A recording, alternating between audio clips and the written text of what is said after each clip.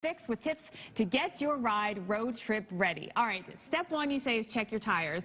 I'm totally the person that waits for the tire light to come on. So what should I be doing to do it the right way? Just so you know, that tire light kicks on when you're 10% below what the proper tire pressure is supposed to be.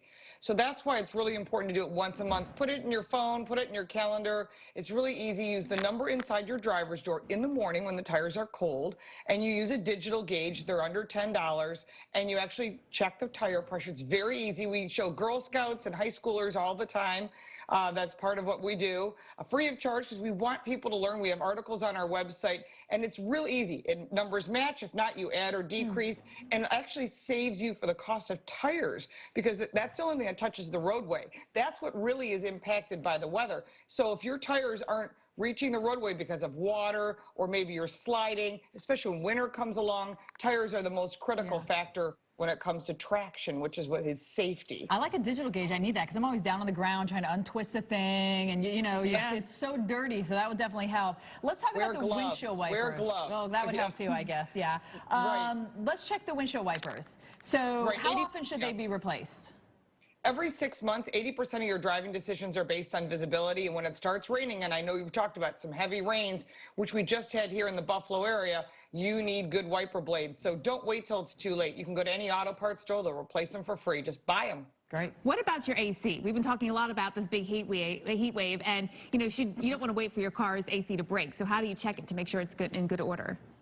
Well, you can't check it yourself. All you can do is turn it on. Either it blows cold air or it's not blowing the cold air it used to. At that point, you must take it to an ASC certified technician. You can no longer replace your own coolant yourself. Used to be that you could evacuate it and put it in, but because of all the federal regulations and EPA, you must go to a certified technician who will properly replace or refill it. That is the smartest thing you can do. If it just needs a fill-up, you can buy a product at an auto parts store and do that yourself if you feel that you can. But remember, batteries also take a big hit in the heat, and so does coolant, because coolant keeps your engine cool, which is what you really want, because those are the cars that get stuck on the side of the road with the hood up, and you're like, oh, no. I want to ask about that. When I had it as a teenager, a car that used to overheat all the time, and I would have to put the heat on to keep the engine cool. Is that still a thing to do? A little bit. It's going to help a little bit. I wouldn't recommend it. I mean, the idea is that you take care of your car before you go on the road trip. Again, take it to a mechanic if you don't know what you're doing. All right, let's talk about emergency kit must-haves for a long trip, because I'm one of these people, let's be honest, I don't do any of this stuff. Literally, my windshield wipers are streaking all over the place. Like, I need to get it together, and I certainly don't have a kit. Do you have a kit in your car? Yes, I do. Oh, well, I don't have one. I need to get it together, Lauren. What do we need?